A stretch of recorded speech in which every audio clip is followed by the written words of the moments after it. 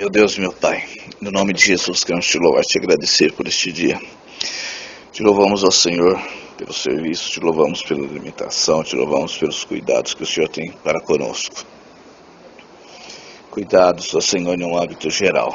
Meu Deus, nossa gratidão é te dada. Nosso louvor é te dado, Senhor. Queremos ser gratos a Ti, não só com os lábios, Senhor, mas ajuda-nos a honrar com a nossa voz, com o nosso corpo. Ajuda-nos, Senhor, a Te honrar, ó Senhor, verdadeiramente, Senhor. Pai, ora-se conosco, nos abençoe, nos agracie, nos livre, nos dê uma comunhão maior contigo. Ó Senhor, nos abençoe esse grupo de mulheres, grupo de estudo. Senhor, que haja uma progressão espiritual na vida dessas irmãs, que haja um crescimento espiritual. Senhor Deus, quero te louvar e te agradecer, abençoe a Mônica, as irmãs que compõem este grupo. Senhor, abençoe todas elas ricamente, Senhor, supra as necessidades dela em honra e glória por Cristo Jesus. Muito obrigado, Deus, em nome de Jesus. Assim eu te oro e te agradeço. Bom dia, paz do Senhor. Quero fazer uma reflexão bombástica com vocês hoje aqui. O texto em apreço aí, que nós temos em Gênesis capítulo 3, todo o capítulo, não vou postar ele, mas depois vocês leiam. Eu peguei alguns versos por base, e ele diz lá que Deus expulsou o homem do jardim do Éden, e pôs 2 querubins com a espada de fogo que dava a volta em todas as direções. Deus fez isso para que ninguém chegasse perto da árvore da vida. Bom, o homem, ele vivia e gozava de delícias do Éden. Éden quer dizer paraíso ou lugar de prazer. Era um lugar onde Adão e Eva desfrutavam da presença de Deus, onde o casal desfrutava da pureza, onde o casal desfrutava da beleza do Éden, onde o casal também desfrutava da visita de Deus. Deus visitava eles literalmente. Deus visitava, Deus conversava. Isso era todos os dias, porque Deus é um Deus que quer relacionar-se com seus filhos. Não existe uma estimativa de quanto tempo eles viveram ali no Éden, mas sabe-se que é desde a criação do homem até o seu estado em que ele se afasta de Deus e assim peca. Não sabe-se quanto tempo durou isso. Mas sabe-se que algum dia Deus deu uma ordem a Adão e que fosse passada a Eva, que eles poderiam comer livremente de toda a árvore que havia no jardim, mas a árvore do conhecimento do bem e do mal, essa não poderia. E então existe uma conversa entre Eva e a serpente, a qual foi induzida a que comesse do fruto do conhecimento do bem e do mal, porque assim a serpente foi sagaz e utilizou-se de argumentos dizendo que Deus seria egoísta, então só Deus conhecia o bem e o mal. E então Eva é induzida, come do fruto e oferece ao seu marido, e seu marido come. Mas não é sobre essa parte que eu quero falar das mudanças que ocorreram após o pecado. As mudanças foram diversas que aconteceu. Saíram do jardim, Eva já teria dores para ter filhos, a serpente, ela vai rastejar pelo chão, o homem, com o suor do seu rosto comerás, e a terra teria as suas dificuldades, as suas ervas daninhas para ser tratada. Então, veja que as mudanças ocorreram após o pecado. Deus, é lógico, também não é ingrato, Deus também não é insensível quanto às nossas limitações. Veja que Deus mata um cordeiro e prepara roupas e coloca então em Adão e Eva para que eles não andem nu. Nada está perdido. Deus então no capítulo 3 faz essas vestes, dá para Adão e Eva, e Adão e Eva coabitam, vai tendo seus filhos, porém as mudanças ocorreram porque o pecado entrou no mundo. Romanos capítulo 5, verso 12, se não me falha a memória, diz: pelo que por um homem entrou o pecado no mundo e o pecado a morte. Então, várias consequências aconteceram. A morte entrou no mundo, a morte física, as doenças vieram devido ao pecado, as obras da carne apareceram devido ao pecado. Então essas mudanças ocorreram em um quadro de evolução com o passar dos anos. E isso foram as consequências do pecado, mas nada está perdido. Por quê? Porque Deus é Senhor da história e Ele é quem controla todas as coisas. Mesmo com a queda do homem, as consequências devido ao pecado, Deus continuou sendo o Senhor da história, Deus continuou preparando todas as coisas para que o homem então fosse restaurado, fosse então recuperado desse grande mal que ocorreu após entrar do pecado no mundo através do casal no Éden. Muito bem, com base nisso eu preciso contextualizar algumas coisas que acontecem na vida da gente referente ao pecado e as mudanças que isso ocorrem na vida de uma família. Quando o pecado entra na família, costumo dizer que é uma pedra que foi tacada sem ter a plena certeza do que poderia ocorrer. Se tivéssemos, não faríamos tal. Então, as desgraças que acontecem quando o pecado entra no seio da família são vários destroços, são várias consequências que trazem tristeza, a tristeza de ter pecado contra Deus, a tristeza de ter pecado contra a família, a tristeza de ter pecado contra a igreja e contra a sociedade. Nada está perdido, tem uma solução. Quando nós falamos de confissão, nós falamos de tirar a culpa do pecado. Quando eu confesso, eu tiro essa culpa de dentro de mim, da minha mente. Quando assim procedemos, aí começam as mudanças, tanto para o bem quanto para o mal. Consequências para o bem. Para o bem é que você, confessando, a Bíblia diz, aquele que confessa e abandona alcança misericórdia. Então, confessar é você estar livre de uma culpa em que você mesmo se enterrou, porque a sua concupiscência dos olhos, a concupiscência da carne, a soberba da vida, lhe envolveram. Então, faz necessário a confissão. Sem confissão não há perdão. Sem confissão não há purificação. Então temos que confessar, sim, é o melhor caminho, é a melhor saída para não ficarmos na mão do diabo e nem na mão de ninguém. Então, nada está perdido. Confessar é a melhor saída. E as mudanças que ocorrem para o bem é que você se sente perdoado, que você se sente aliviado, você não tem o peso, a culpa do pecado. O pecado ele traz culpa, o pecado traz a morte. Essa morte não é uma morte espiritual, mas é a morte da separação em que você começa a ter de Deus devido aos erros cometidos. Então isso vai te trazendo a um abismo, e um abismo vai puxando o outro.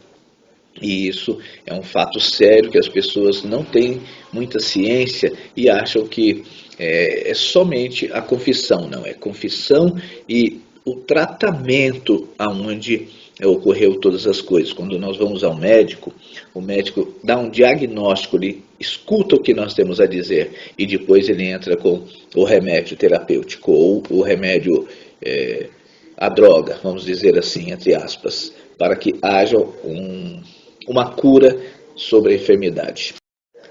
Vocês têm um grupo de mulheres e é interessante que sempre o primeiro contato é perguntado se vocês querem conversar. Assim como o meu grupo também masculino, sempre pergunto, querem conversar? E uma das coisas que a gente detecta sempre é engraçado, as pessoas contam o que é necessário. Não é que a gente queira saber a vida dos outros, mas é que realmente para haver perdão precisa ter confissão e as pessoas contam o que querem. E quando você conta o que você quer, não achamos a raiz do problema. E se a gente não acha a raiz do problema, não tem solução. Aí você fala, eu confesso para Deus, Beleza, correto.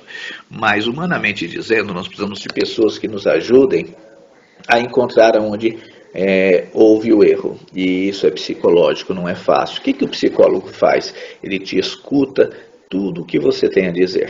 Confissão é isso. Eu tenho que pôr para fora todas as mazelas, como que ocorreu, para que você ache então aonde estava o erro. Por natureza, nós somos pecadores, por natureza, nós somos falhos, porém, a gente precisa ter ciência de que um erro contra a família, um pecado contra a família, ele é grave e precisa ser acertados os erros. Quando isso não acontece, irmãos, é difícil. Só que é assim, ainda que com danos você sofra, mas a verdade é a melhor coisa. No caso desse, a verdade sempre será melhor. É melhor se sofrer pela verdade, com a verdade, do que com a mentira. Ao longo de praticamente 2 anos, a gente já teve algumas experiências. As consequências são as piores que existem. Tem um lado bom que você confessa e está livre da culpa. E tem um lado ruim em que o cônjuge, ele prejudicado, ele passa por várias situações. Bom, dependendo do cônjuge, o famoso troco, que pode acontecer por uma falta de estrutura. As pessoas pensam em dar o troco. Você fez, eu também vou fazer. Uma das consequências que acontece, podem acontecer. Outra consequência, vou mandar o camarada ou a esposa sair de casa. É outra consequência que pode ocorrer quando o pecado entra na família. Outra consequência é a falta de harmonia dos filhos com um dos cônjuges. Outra coisa que pode acontecer não quero mais isso, não quero mais viver esta vida e vou tentar viver uma nova vida. São consequências que ocorrem, essas são algumas que estou citando, mas tem várias. Isso precisa ter cuidado, porque não é o caminho, Nada mais será igual, e isso nós temos que nos adaptar. Por exemplo, com Adão e Eva, nada foi igual mais. Eles tiveram que sair do Éden devido ao pecado.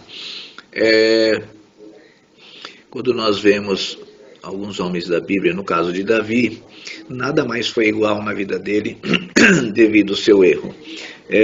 Que mais podemos dizer? Nada mais foi igual para Herodes, quando foi descoberto as suas façanhas, quando João Batista então declara o seu pecado. Nada mais é igual. Então, o que eu tenho que fazer?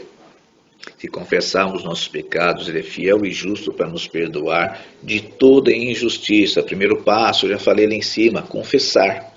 Confessar, colocar para fora, expurgar o mal.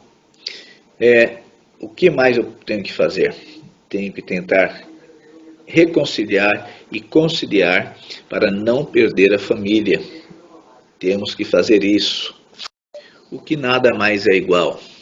Não vai ser igual àquela confiança que tinha antes. Você tem que restaurar o cristal que foi quebrado. E essa linha da confiança, ela tem que ser restaurada por Cristo.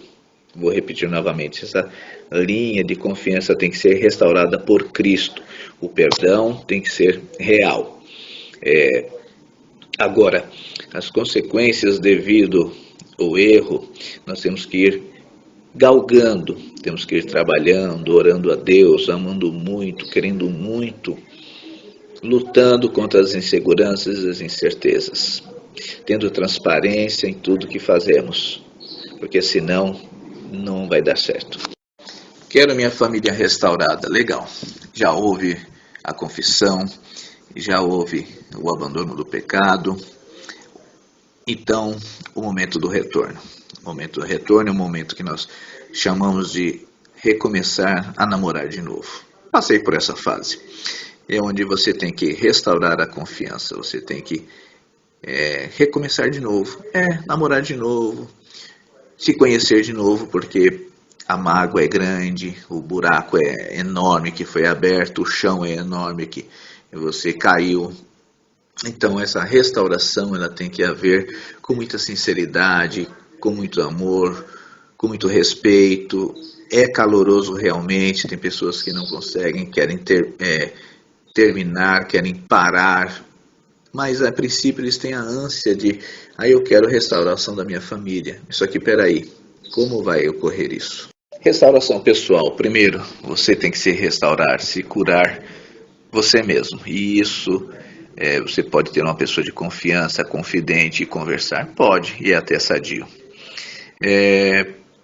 E tem que orar muito a Deus, pedir graça a Deus, porque não é fácil, mas você tem que se curar pessoalmente.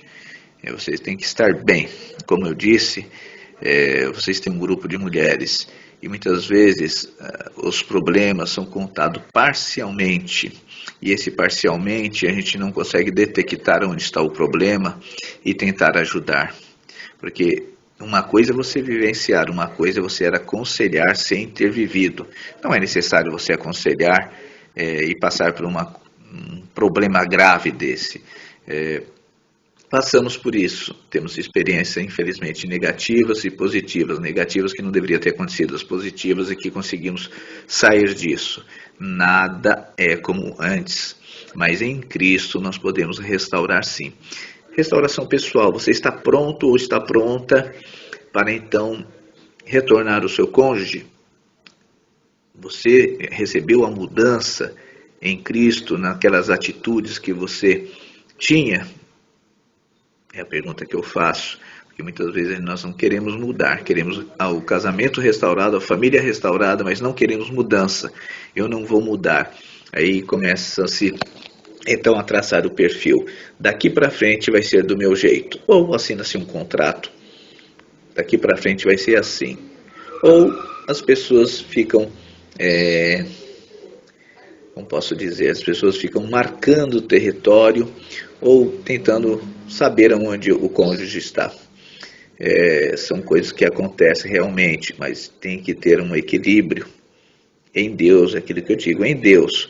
Eu tenho que ser restaurado pessoalmente, você tem que ser restaurado pessoalmente. Essa restauração pessoal, nós temos que ser sinceros com nós mesmos. Aonde erramos, por que erramos, acomodação, tudo isso tem que ser visto.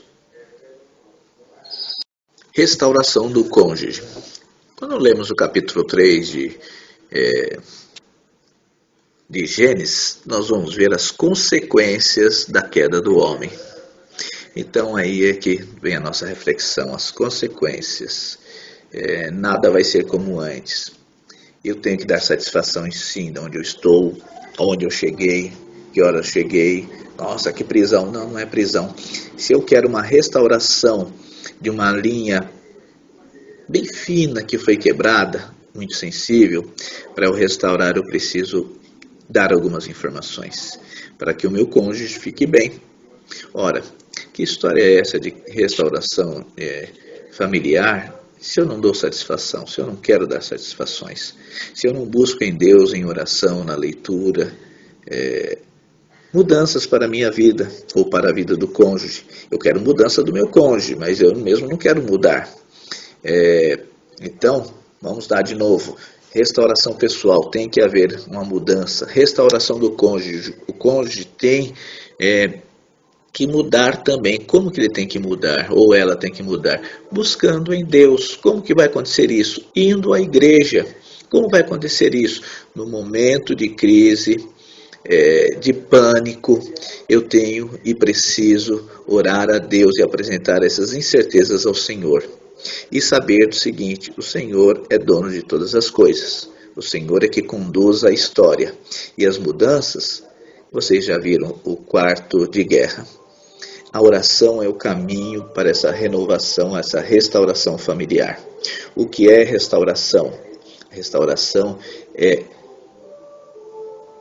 tirar aquilo que era antigo e então mudar a aparência. Por exemplo, se eu tenho um banco de igreja, eu tiro aquele verniz, eu lixo, tiro toda aquela pintura, aquele tratamento, tiro os parafusos quebrados, tiro as madeiras quebradas e começo a reformar, restaurar este banco.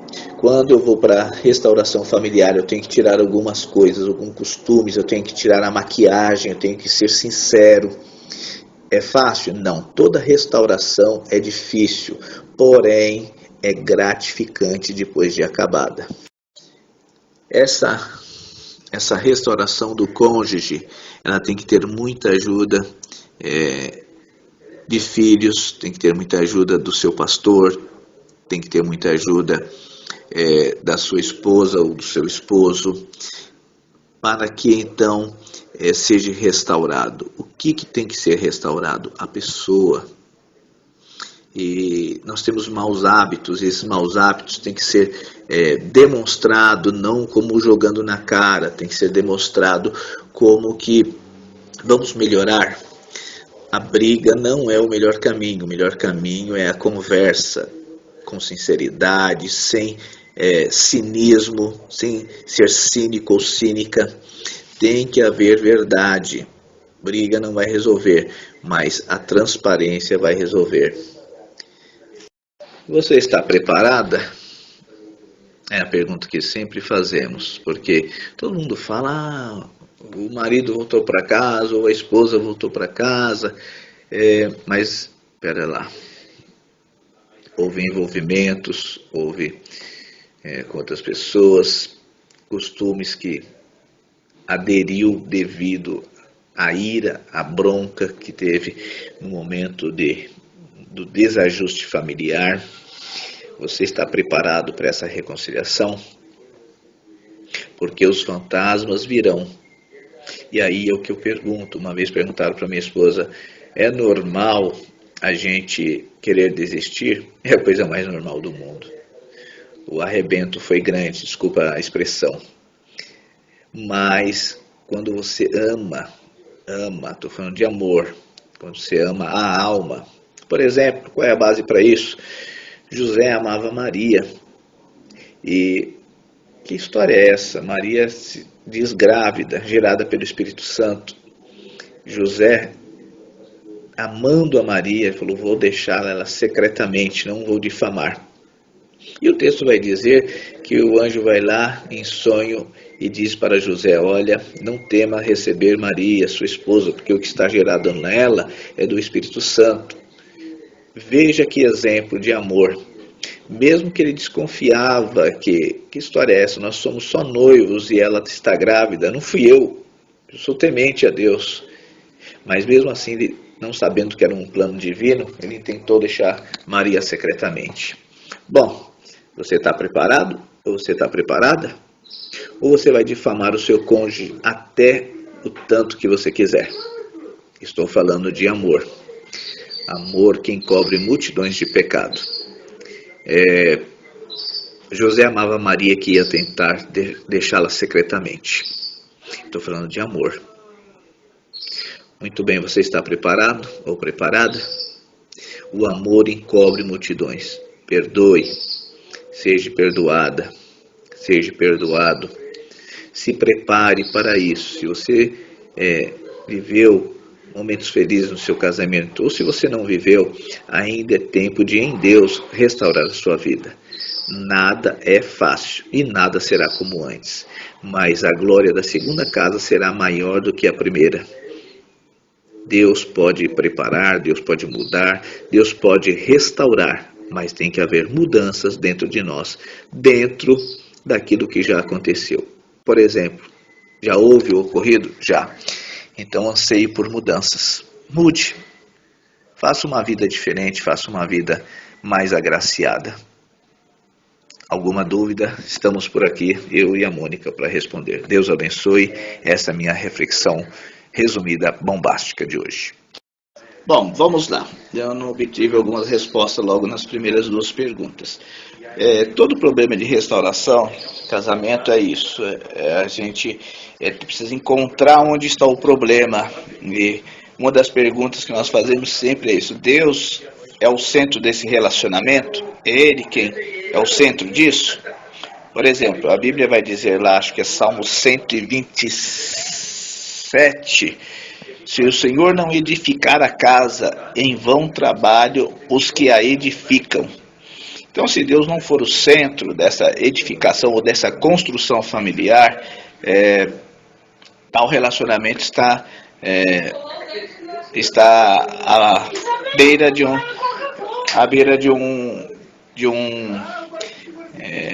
uma crise. Por quê?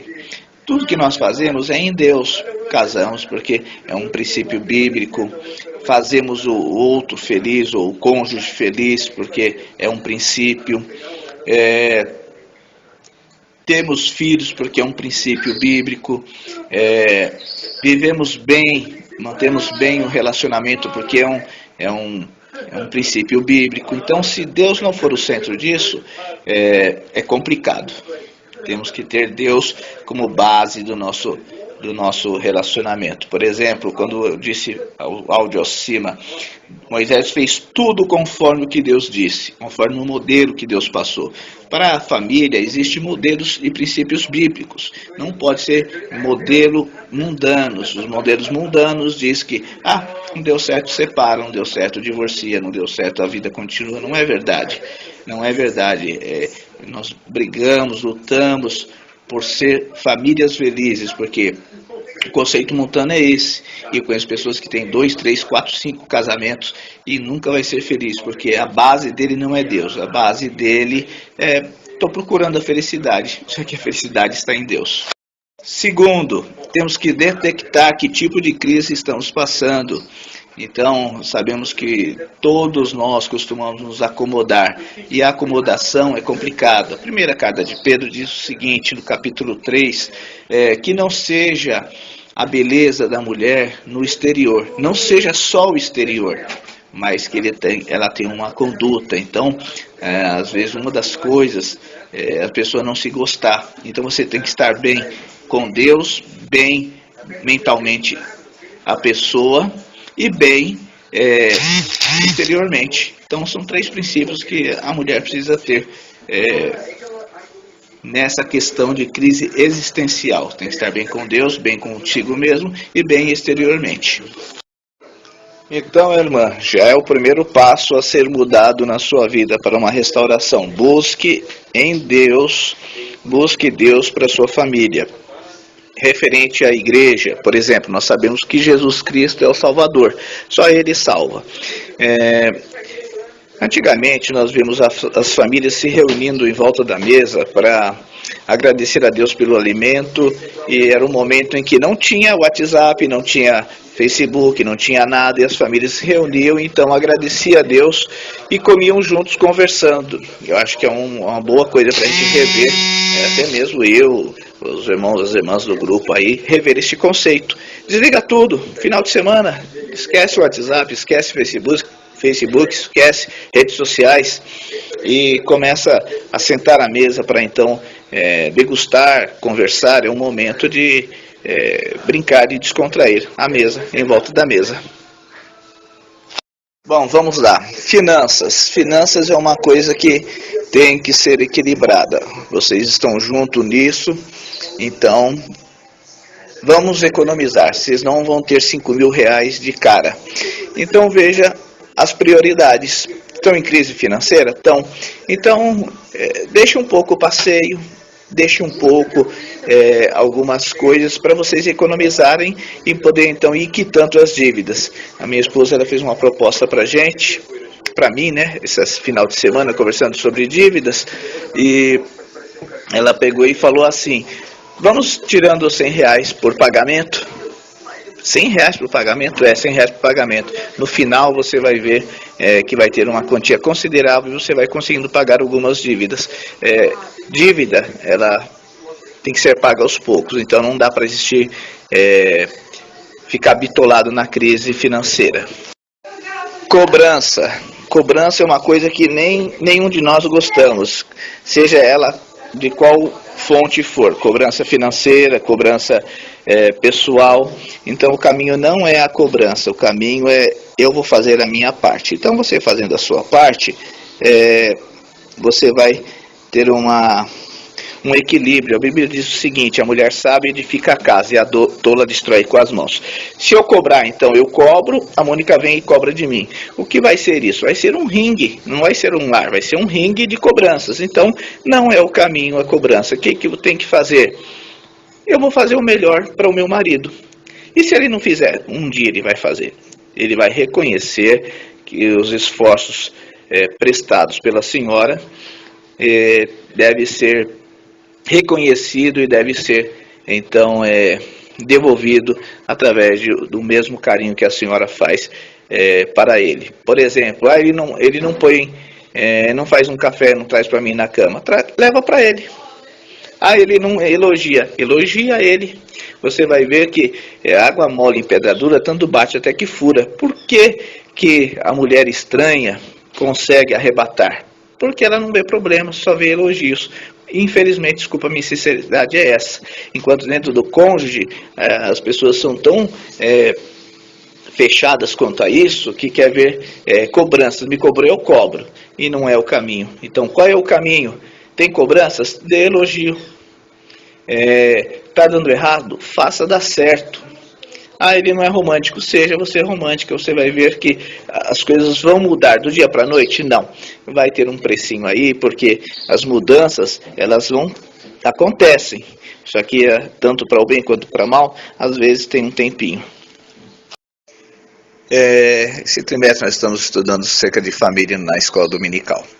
E uma das coisas que chamou a atenção de tudo que foi dito é o seguinte: não existe casamento perfeito. Então se a gente for olhar, fulano, casamento de fulano, casamento de... ninguém sabe o que acontece depois que fechou a porta. Então fechou a porta, cada um sabe quem é quem. Então não existe casamento perfeito. Uma vez falaram assim para uma determinada pessoa: a Mônica põe o prato do Zé, por que você não põe para mim? Daí a pessoa respondeu: o Zé também dá a carteira na mão dela. Entende? Então as cobranças não são por aí, porque vai escutar mesmo. Não tem que haver cobrança, tem que haver muito amor e muita dedicação, e tudo vai dar certo sim. Confiança é uma coisa que se constrói aos poucos. Não sei o que ocorreu, mas a confiança ela é construída dentro da sinceridade. O que é sinceridade? É ser transparente, ser sincero. É o que eu sempre falo para a Mônica. Estou indo ali, volto aqui. É sinceridade. Tem que ser realista. Estou devendo isso, estou devendo aquilo. E a gente sempre conversa e é sincero um com o outro, com carinho, com amor. Porque a sinceridade ela é a base de tudo. Não adianta a gente falar assim: vou falar que tá bom. Não tá bom, mas só que faz ficar bom. Entendeu? A vida, o casamento é feito disso. O livro de Cantares de Salomão, ele é muito interessante, que fala assim, Salomão escrevendo: como tu és formosa, ó amiga minha, em ti não há manchas. Está se referindo à sunamita, que está no texto de Cantares. Na verdade, o sol queima, o sol do deserto é causticante, queima a sunamita. E não é verdade que ela não tem. O sol queimou realmente ela e ela ficou, vamos dizer assim, as consequências de uma pele queimada pelo sol. Mas só que ele ama tanto ela que ele diz no livro de Cantares de Salomão: como tu és formosa, o quê? O amor encobre as imperfeições. Então a senhora já disse uma coisa interessante: eu amo meu marido. Então o amor, ele vai superar essas imperfeições. O marido, ele sempre gosta de carinho, independente de qual for o carinho, ele gosta. Então não adianta uma mulher que briga, uma mulher que cobra, uma mulher que está de cara feia e não dá carinho, não dá atenção. Está errado, muda isso. Dê carinho, dê atenção e as coisas vão mudar gradativamente. Mas só que tem que ter essa ideia do carinho, da atenção, porque tem que se sentir bem dentro de casa, tem que ter saudade de vir para casa. Quando não tem, aí a coisa é feia. Então a Bíblia diz que é melhor morar numa casa simples do que morar com uma mulher rixosa. Uma mulher rixosa é uma mulher briguenta, que briga por tudo. Então a mudança, na real, às vezes não está nem no marido, no cônjuge. A mudança, às vezes, está na mulher. Então, eu quero cobrar mudança, mas eu não mudo. Eu quero cobrar mudança, mas eu não tenho atitudes. O evangelho é atitude, ele é simples. ele traz mudanças. Amém? O que eu digo de mudança, elas sempre vão ocorrer. E essas mudanças, elas têm que ser pautadas na Bíblia, em vista dos acontecimentos. Então, pode ser para bem como pode ser para mal. Então, tem que ficar muito esperto quanto a esse tipo de coisas. Sem dizer que é aquela velha história, você está na porta do gol, está embaixo da trave, e você pega e chuta a bola para fora. Perto da felicidade, você chuta fora. Se vocês acreditam que Deus é dono da história, só fazer cada um a sua parte e deixa a história correr, porque Deus é dono da história.